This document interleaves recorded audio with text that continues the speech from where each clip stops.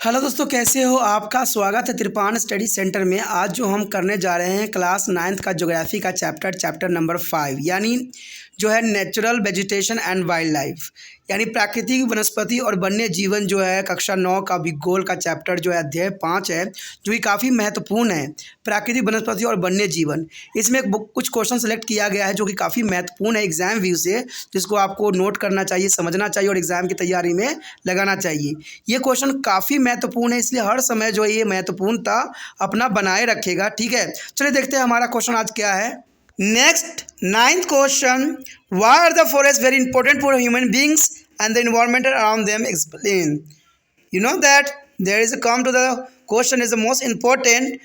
Why are the forests very important to the human beings and the environmental around them? To explain, there is the most important question, and the answer here, for the following reason forests are very important to human beings and environment around them.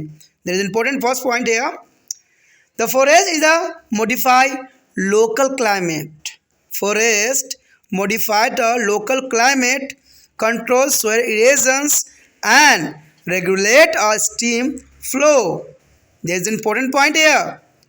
The first, forest modified to local climate, control soil erosion and regulate stream flow. That is important here. And the second point, forest support a variety of industries, provide a livelihood for many communities, and after is a panoramic and scenic view of creation. There is an important here. You understand? The forest is a support of variety of industries, provides a livelihoods for many communities, and offer a panoramic and scenic view for recreations. That is important. And the next point here. Third here, the forest control wind force and temperature and cause a rainfall. There is a 3-factor control for the forest. Is important. The forest control through wind force, temperatures and rainfall. There is possible only for the forest. The control wind force and temperature and cause a rainfall also. And fourth point here, they provide to humans to be soil and shelter to the wildlife. There is important here. Forests provide to the wildlife of shelter. And the fifth point here, the forest help us to keep our environment clean and pollution free by the preventing dust from entering into the air and absorbing carbon dioxide and release fresh oxygen. I repeat again, is this fifth point here. Forest help us to keep our environment and clean and pollution free by the preventing dust from entering into the air, absorbing carbon dioxide and releasing a fresh oxygen. And sixth point is also important here. Forest stop rainwater from the flowing fast. Is important. They stop to the flowing of fast raining water. Forest stop to the rainwater from flowing fast and hold it so that could be a percolate down to the enrich the ground water level, their water table. The forest stop to the rainwater from flowing too fast and hold it so that it could be percolate down to the increase there is a ground water level is a water table. अगला 9वां question जो है बहुत काफ़ी महत्वपूर्ण है, जिस पे हम बार बार चर्चा कर रहे हैं, बार बार मैं समझाने की कोशिश कर रहा हूँ। वही क्वेश्चन यहाँ पर आ गया है कि मनुष्य और उसके आसपास के पर्यावरण के लिए वन महत्वपूर्ण क्यों है, व्याख्या करना। देखिए, मैंने पहले ही आपको बता चुका हूँ इस बात पे, इस क्वेश्चन पे।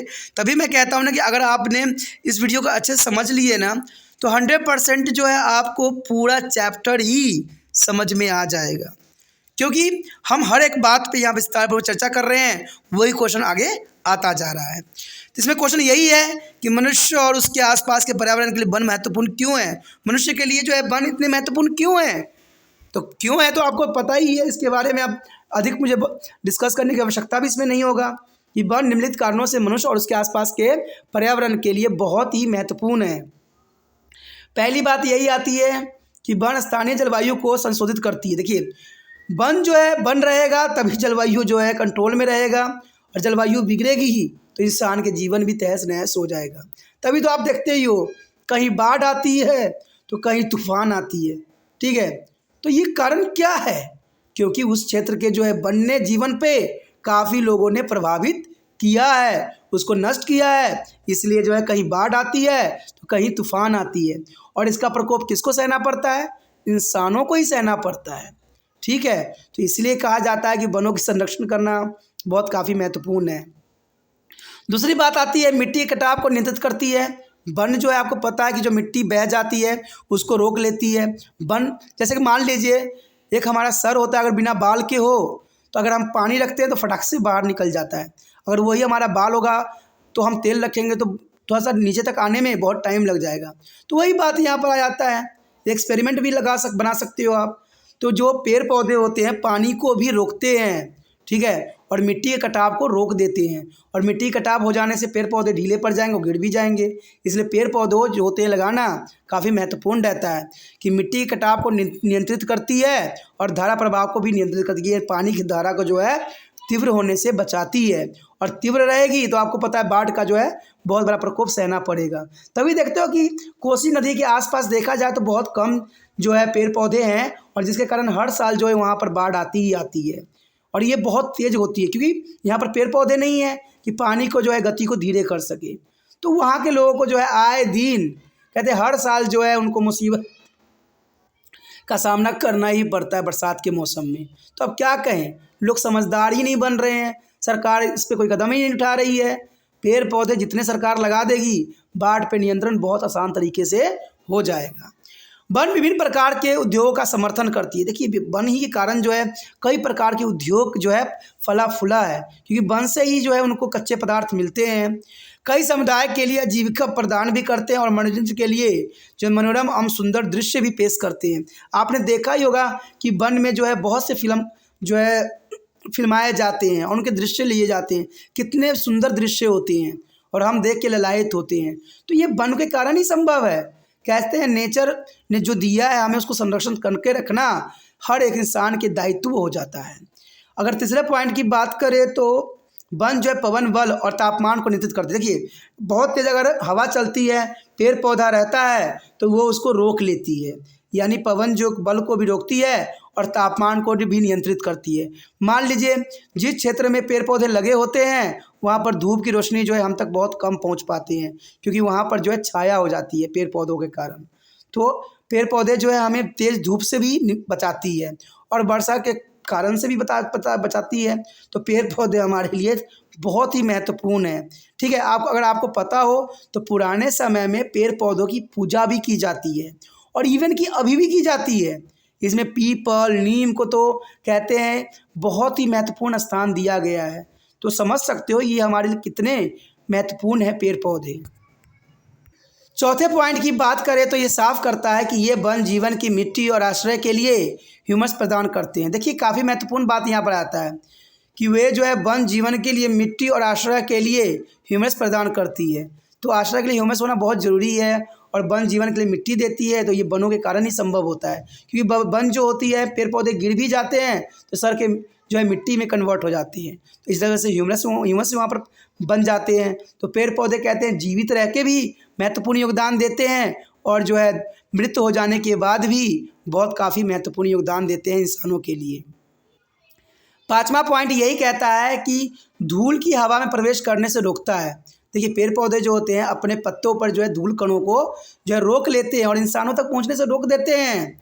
और सबसे इम्पोर्टेंट बात तो यही होता है कि पेड़ पौधे जो होते हैं कार्बन डाइऑक्साइड को अवशोषित कर लेते हैं, और ये हमारे लिए कितने कार्बन डाइऑक्साइड खतरनाक होती है शायद आपको पता हो, ठीक है। तो कार्बन डाइऑक्साइड जो है पेड़ पौधे अवशोषित कर लेते हैं और उसको लेके ताज़ा ऑक्सीजन जारी करके वन हमें पर्यावरण को स्वच्छ और जो है प्रदूषण मुक्त रखने में काफ़ी महत्वपूर्ण योगदान देते हैं।